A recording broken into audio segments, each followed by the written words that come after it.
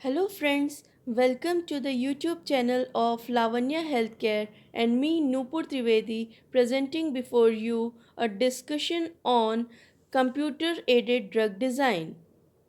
So, in this video, we will learn about what is the meaning of computer aided drug design.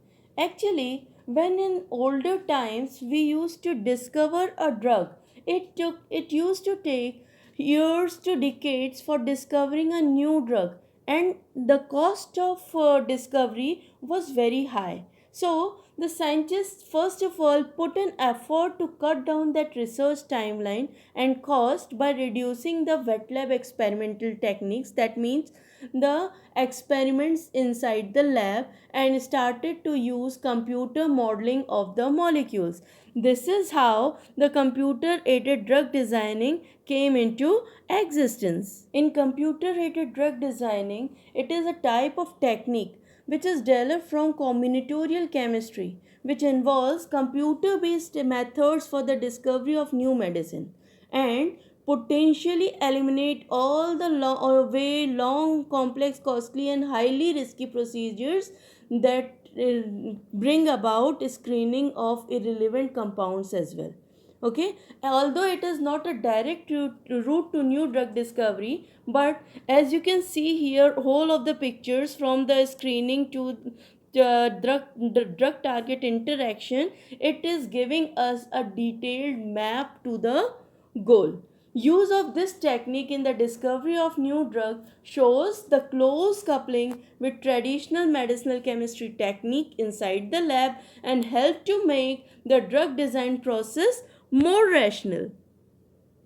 Development of combinatorial chemistry and high throughput screening led to a paradigm shift in drug research because it changed our direction from what can we make to which should we make. Actually, it was a drug design and discovery. So, we started to think in a way in which we can come up with a better molecule with a required therapeutic efficacy.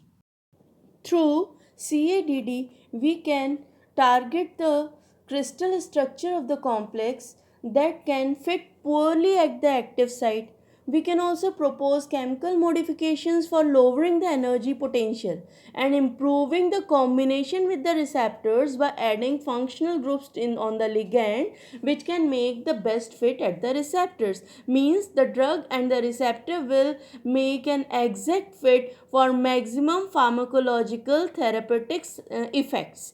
This could be done by screening virtual compound libraries, that is combinatorial libraries, by virtual high throughput screening technique. See, the systematic study of chemical structure and biological effect relationship is known as SAR, that is structure activity relationship.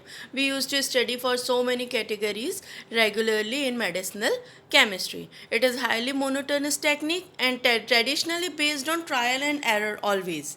So many strategies are also there: Hensch-Leo method, Craig-Plot method, Topless tree method, for helping us to focus on the most informative experiments. Now, what we do in QSAR, we select a drug molecule, we decide the descriptors on what basis we are going to analyze that drug molecule. We finalize the biological activity which is required from that drug molecule, and we perform the QSAR study, and then we predict the novel compound which is required for our studies.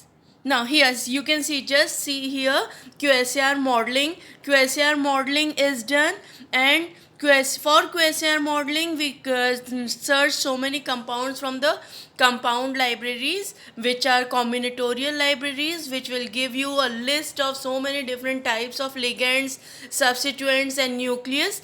And then you will do the virtual screening. Virtual screening means on the computers, and that will give you a list of separate list of compounds which will be best fit according to your required biological activity and according to the descriptors you have decided. You will synthesize those compounds, and then after synthesis we will perform the in vivo and in vitro screening for those compounds. And if the compounds pass through these screening techniques, then we will go for scaling up for clinical trials, preclinical first, then clinical trials, and then scaling up of compounds. And again, the studies will be preserved as a QSAR models. Now, so from this you can identify the steps involved in drug designing are: first, target identification, then target validation, lead identification, lead optimization, docking studies, preclinical trials, and then clinical trials. So these are the complete steps of the QSAR, quantitative structure activity relationship modeling, which are involved in any drug designed. Okay. Now what is QSAR? What is the meaning of QSAR, quantitative structure activity relationship model? Actually, it is also called Hensch-Fujita approach, which describes the mathematical relationship between structural parameters and target response of a set of chemicals. Also involves the correlation of various types of descriptors, that is electronic, hydrophobic and steric features, with biological activity. It establishes models of QSAR using various molecular descriptors to physical, chemical and biological properties, providing computational estimate for the bioactivity of molecules. And in 1964, see, when Free and Wilson also developed a mathematical model relating to same chemical substituents and biological activity, both models were clubbed together. Hensch-Fujita approach and the Free-Wilson model both were clubbed together, and a new model came up which is now known as Hensch-Free-Wilson method. Okay, so this is known as Hensch-Free-Wilson method for now. Now, as I just told that it correlates the structural features of the series of known compounds with their biological activity, what we do is first collect a group of active and inactive ligands. Then we used to create a set of mathematical descriptors that are describing physicochemical and structural properties of those compounds. Then model is applied to predict the activity for a library of set of test compounds that were encoded with the descriptors. Then model will be generated for identifying the relationship between those descriptors and the experimental activity, maximizing the predictive power. So just keep it in mind that success of the QSAR depends not only on the modeling, but it depends on the quality of the initial set of active or inactive compounds and the choice of descriptors, and the ability to generate the appropriate mathematical relationship. All models generated will be dependent on the sampling space of the initial set of compounds with known activity.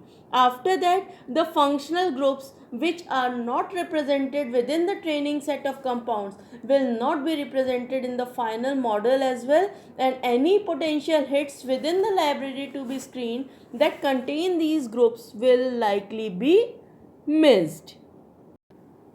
See, there are various types of quantitative structure activity relationship techniques, means 2D, 3D, 4D, 5D, 6D. 2D QSAR helps us in finding a model that can be used to predict some property from the molecular structure of the compound, while 3D QSAR is used to quantitatively predict the interaction between the molecule and the active site of the target. Molecular property is a complex balance, okay, of various structural features which decide a particular molecule with similarity to the known drugs. The molecular properties of compounds can be calculated by using mole inspiration, Osiris, mole softwares like that. Okay, and then comes the 4D QSAR. 4D QSAR is actually an extension of 3D QSAR. It is an receptor independent method. Okay, so it that's why it treats each molecule as a group of stereoisomers with different orientations, conformations, tautomerism, and protonation states. It was proposed in the year 97 by Hoffinger. Fourth dimension is actually for the groups sampling of spatial features of each molecule. Means the fourth dimension is just for the stereo capacity of a molecule or a spatial feature. 5D QSAR is developed to contribute an induced fit model of ligand binding at the binding site, and 6D QSAR allows the simulation of induced fit, for example by mapping parts of the surface area with the solvent properties. As if we all know that if the surface area will be increased, the solvent properties will also be increased. And 6D QSAR can be used for simulation of various parts of the descriptors or the molecular properties for a particular set of ligands. Due to very fast and detailed approach to the drug designing, computer aided drug design provides us a valuable insight into experimental findings and mechanism of actions. It has a widely used it has been widely used in the pharmaceutical industry to accelerate the drug discovery process. Then it is very cheaper because we are omitting all the wet lab techniques so that we can create a hypothetical molecule on a computer software first, and then we will go for synthesis, which reduces so much of the manpower, and along with that it reduces the consumption of resources. Okay, then it creates a large database of compounds for testing in silico before they are actually submitted to the in vitro testing. It aims to explain the molecular basis of therapeutic activity and predict possible derivatives. For that, CADD is also successfully applied to the design of novel selective 5-HT4 ligands, which are till now a mystery. 5-HT4 and T5 ligands are still under process. We have a drug up to 5-HT3 and 5-HT4 molecules are under process.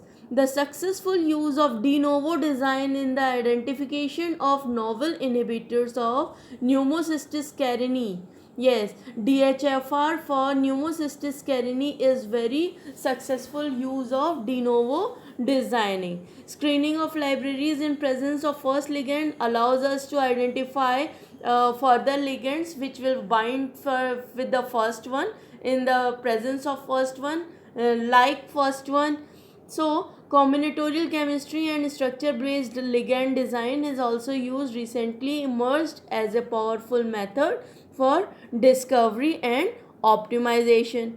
This principle also employed in any incremental change in the chemical structure produces incremental changes in the bioactivity also. See, here I am giving you example of donepezil. Discovery of donepezil hydrochloride for patients with Alzheimer's disease was a very important contribution of CADD. CADD is not a direct route, but as I told that it provides a detailed map to the goal. Yes, obviously always it is applying, giving us a detailed map to get to the goal. Now, use of CADD in the discovery of new drugs shows the close coupling with traditional medicinal chemistry technique and help to make drug design more rational. That I told you before also. And finally, CADD approach aims to increase the speed and efficiency in drug discovery process.